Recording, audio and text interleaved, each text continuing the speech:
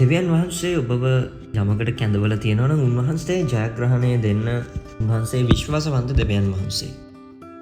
අපේ ජීවිතේ විවිධ අවස්ථාවන් වලදී විවිධ පරාජයවලින් විවිධ දුෂ්කරතාවන් හමුවේ අපේ ජීවිතය අපි ඉස්සරහට අරගෙන වෙලා තියෙනවා.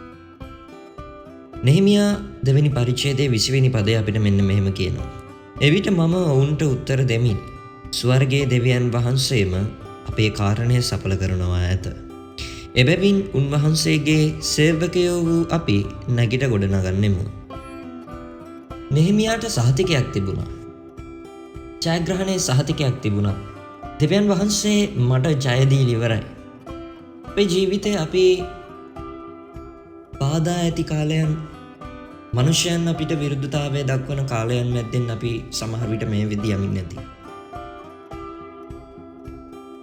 ඔබ මේ දවස්වල කරමින් ඉන්නේ දෙවියන් වහන්සේ ඔබව කැඳවපු වැඩය නම් ඒ වැඩේ තුල ඔබ ඉන්නවනම් දෙවියන් වහන්සේට විශ්වාසවන්තව ඉන්නවනම් දැනද දෙවියන් වහන්සේ ඒ කාරණය දෙවියන් වහන්සේට අරමුණක් තියෙන නිසා ඒ කාරණය තුල දැනද ඔබට ජයග්‍රහණය දෙන්න දෙවියන් වහන්සේ බලවන්තව සිටින දෙවියන් වහන්සේ. ඒක නිසා මේ කාලයේදී අද දවසේ ඔබ කල්පනා කරලා බලන්න. මේ ජීවිතයේ විවිධ අමාරු කම් වලට ඔබ මුහුණ දෙමින් නැති.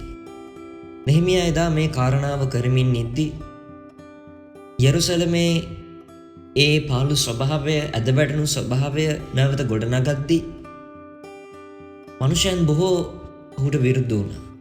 සමහර වෙලාවට ඔබවත් මේ පොළවේ දෙවියන් වහන්සේ යම් වැටුණු තැනක්, කැඩුණු තැනක් ගොඩනගන්න දෙවියන් වහන්සේ ඔබව කැඳවලා ඇති.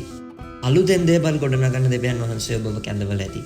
මගේ සෙනෙහවන්ත සහෝදරයා සහෝදරිය. අද දවසේදී දෙවියන් වහන්සේ ඔබට ජයග්‍රහණයේ සහතිකයක් දීලා තියෙනවා. මොකද උන්වහන්සේට අරමුණක් තියෙනවා ඔබ දවසේ කරන වැඩේ තුල.